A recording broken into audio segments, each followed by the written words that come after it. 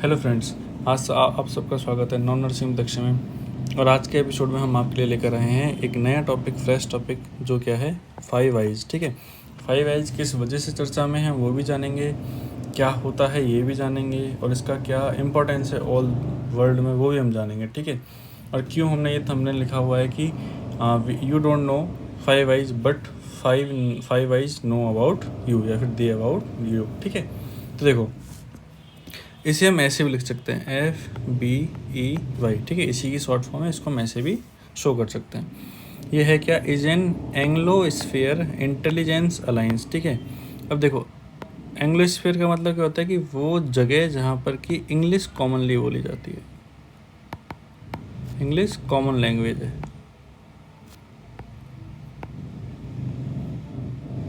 ठीक है, तो ये ऐसे इंटेलिजेंस का क्या है, अलायंस है।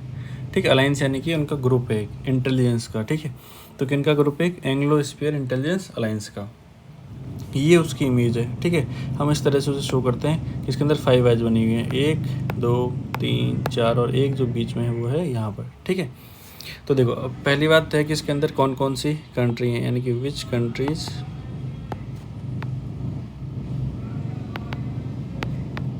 तो देखो पहली है यूके, ब्रिटेन। ठीक है, US, United state of America. Third है कनाडा, फोर्थ है न्यूजीलैंड, और फिफ्थ है ऑस्ट्रेलिया। ठीक है, क्योंकि ये 5 कंट्रियां हैं इसलिए ही इसे क्या बोला जाता है, 5 आइज बोला जाता है। कौन कौन सी हैं, यूके, US, कनाडा, न्यूजीलैंड और ऑस्ट्रेलिया। ठीक है, ये ध्यान रखना, सबसे ज़्यादा इंपॉर्टेंट तो यही है कि 5 आइज के अंदर कौन कौन सी कंट्रियाँ आती हैं, यूके, US, कनाडा, न्यूजीलैंड और ऑस्ट्रेलिया। अब हम देखते हैं कि इसका स्टेबलाइजमेंट कब हुआ था। ठीक है, देखो इसका स्टेबलाइजमेंट हुआ था 14 अगस्त 1941 को। ठीक है, ये वो समय था जब सेकेंड वर्ल्ड वॉर चल रहा था।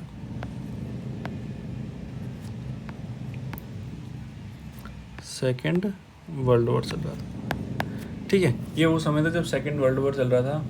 तो उस समय जापान वगैरह बहुत हावी चल रहे थे। ठीक है, तो उन्हीं की मतलब सारी गतिविधियों को चेक करने के लिए, एक दूसरे को इंटेलिजेंस प्रोवाइड करवाने के लिए अमेरिका, ये सर्वप्रथम जो बना था वो बना था अमेरिका और इंग्लैंड के बीच में, यानी कि यूके और US के बीच में।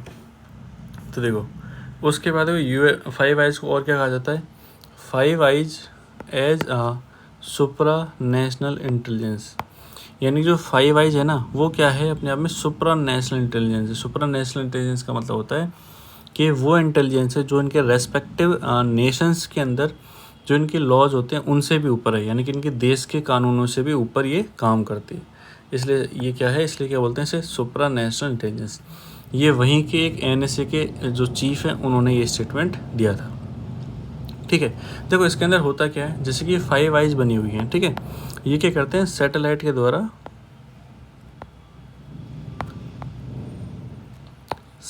द्वारा ऑब्जर्वेशन करते हैं लगातार।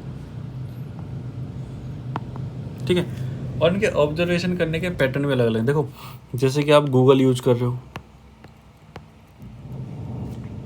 ठीक है, एप्पल का फ़ोन यूज कर रहे हो या माइक्रोसॉफ्ट यूज कर रही है, तीनों चीज़ें लगभग आजकल हर कोई यूज कर रहा है। ठीक है, इन तीनों से भी ये सर्विलेंस करते हैं। ठीक है, समझ रहे हो, यानी कि आप 24 आवर इनके सर्विलेंस के अंदर हो। आई बात समझ में। ठीक है, ये इन सारी चीज़ों से कुछ सैटेलाइट के द्वारा, इसे हम बोलते हैं अपर सर्विलेंस। क्या बोलते हैं, अपर सर्विलेंसेज। ठीक है, इन सब चीज़ों के द्वारा ही आपको सब कुछ, आपकी जो गतिविधियाँ होती हैं उनको सैटेलाइट के द्वारा ऑब्जर्व करते हैं। देखो इन्हें कहा जाता है, वैसे इन्हें दूसरा नाम दिया जाता है कि 5 आइज एंड 1 बॉडी। यानी कि ऐसा नहीं है कि अगर इसने देखा तो इसी को पता लगेगा। इनका कनेक्शन ऐसा है कि अगर इसने किस चीज़ को ऑब्जर्व किया तो ये वाली बात इसको भी पता लगेगी, इसको भी पता लगेगी, और इसको भी और इसको भी।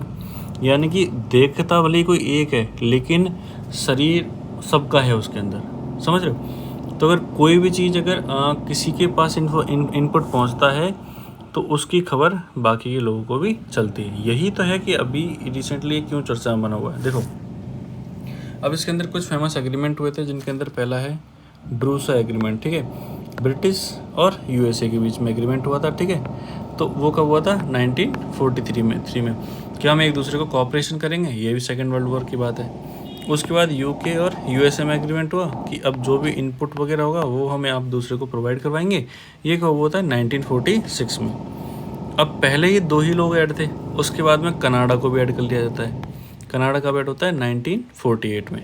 और बीच में और भी देश ऐड होते हैं, जैसे जर्मनी है, नॉर्वे है। 1952 में नॉर्वे भी ऐड हो जाता है, लेकिन इन्हें जो थर्ड पार्टी उसके नाम से रखा, थर्ड पार्टी कंट्रीज के नाम से रखा जाता है। लेकिन बाद में ऑस्ट्रेलिया और न्यूजीलैंड भी 1956 में इस ग्रुप में ऐड हो जाते हैं। तो इस तरह से 5 देशों का एक समूह बन जाता है, जिसे क्या बोला जाता है? 5 आइज बोला जाता है। रिसेंटली इनकी फर्स्ट नॉन मीटिंग हुई है, कब हुई है? 2023 में। कब हुई है? 2023 में। जो कहाँ पे हुई है? स्टैनफोर्ड यूनिवर्सिटीज़ होवर इंस्टीट्यूशन, उस जगह का नाम, मतलब होवर इंस्टीट्यूट का नाम है, स्टैनफोर्ड यूनिवर्सिटी का नाम है। कहाँ पर हुई है? कैलिफोर्निया के अंदर, जो कहाँ पड़ता है? यूएस के अंदर पड़ता है। पहली नॉन मीटिंग हुई है, मतलब आपको ओपनली वैसे जगह का नाम तो आता है, लेकिन एग्जैक्टली कहाँ मीटिंग हुई है ये अभी तक किसी को नहीं पता है, ठीक है। अब देखिए कि फ़िलहाल ये न्यूज़ में क्यों बना हुआ है, इसके 2 रीज़न हैं। एक तो देखो, पहला जो नॉन रीज़न है वो क्या है कि इंडिया और कनाडा के बीच में, आपको पता है कनाडा के अंदर एक खालिस्तानी जो वहाँ पे थे निज्जर, उसकी हत्या कर दी गई थी, ठीक है। तो उसका आरोप कनाडा ने भारत के ऊपर लगाया था। अब कनाडा ने जो भारत के ऊपर आरोप लगाया था वो इसी 5 आइज की द्वारा इन्फॉर्म्ड बाई 5 आइज, यानी कि देखो, क्योंकि हमारे रिश्ते ऑस्ट्रेलिया और अमेरिका और न्यूजीलैंड के साथ अच्छे हैं, ठीक है। तो नज़दीक है, तो जाहिर सी बात है इन्फॉर्मेशन भी कहीं ना कहीं लीक हो सकती है। तो जो इन्फॉर्मेशन उन्हें मिली, तो मैंने पहले ही कहा था कि देखता कोई एक है लेकिन शरीर सबका मिक्स है, ठीक है।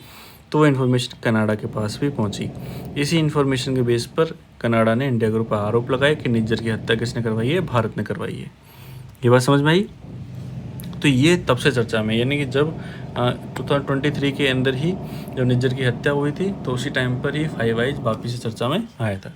रिसेंटली क्यों चर्चा में? क्योंकि यूएस के द्वारा अभी एक डॉक्यूमेंट लीक हुआ है, ठीक है, जिसमें इजराइल के द्वारा इजराइल का प्लान ओपन किया गया है कि वो ईरान पर कैसे अटैक करेगा। ये भी किसके द्वारा संभव हुआ? 5 आइज के द्वारा, ठीक है। देखा किसी और ने, वो वहाँ तक पहुँच गया, उसके बाद वो डॉक्यूमेंट्स लीक हो गए, ठीक है। तो इस वजह से, इन दोनों वजहों से फ़िलहाल चर्चा में है। देखो कुछ एक ऐसे ग्रुप हैं, ठीक है, जैसे कि अगर मैं बात करूँ तो कौन कौन से, 1 मिनट चलिए देखते हैं। देखो अभी हमने बात करी किसके बारे में? 5 कंट्रीज़, 5 आइज कंट्री। कौन कौन थे? यूएसए, यूके, कनाडा, ऑस्ट्रेलिया और न्यूजीलैंड। इनके अलावा 9 आइज कंट्री भी है, मतलब 5 कंट्रियाँ तो सभी के अंदर है। तो इन्होंने और उन्हें आगे बढ़ाकर और भी ग्रुप बनाए हुए हैं। तो देखो ये कौन सा है? 5 आइज तो है 9 के अंदर, प्लस 4 और हैं, डेनमार्क, फ्रांस, हॉलैंड और नॉर्वे, ठीक है। इधर अगर 14 आइज की बात करूँ तो 9 आइज तो ये रहे, ये वाले, ठीक है, प्लस 5 और हैं, जर्मनी, बेल्जियम, इटली, स्वीडन और स्पेन, ठीक है। पॉसिबल थर्ड पार्टी कंट्रीब्यूटर कौन कौन है? इजराइल, जापान, सिंगापुर और साउथ कोरिया। अभी पता है आपको 5 आइज को, एक सेकेंड, 5 आइज को 6 आइज बनाने पर भी चर्चा चल रही है। कौन ऐड हो सकता है इसके अंदर? फ्रांस। तो ये ध्यान रखना, अभी तक ऐड हुआ नहीं है, ठीक है, लेकिन ऐसी पॉसिबिलिटीज़ हैं। तो अगर 6 साइज होता है तो फ्रांस के उसके अंदर ऐड होने की संभावनाएं रहेंगी, ठीक है। तो देखो ये हमने देखा किसके बारे में? 5 आइज का छोटा सा टॉपिक है, लेकिन हमें पता होना चाहिए कि 5 आइज है क्या, इसके अंदर कौन कौन सी कंट्रियाँ शामिल हैं, ठीक है। तो 5 आइज क्या है? एक एंग्लो स्फीयर इंटेलिजेंस अलायंस है, ठीक है, जिसके अंदर कौन कौन शामिल है? UK, US, Canada, New Zealand, Australia, ठीक है। ये सारी, मैंने इसलिए बोला था उसमें थंबनेल में, इसलिए लिखा हुआ है कि हमें इनके बारे में पता हो या नहीं हो, लेकिन इन्हें हमारे बारे में सब कुछ पता है, ठीक है।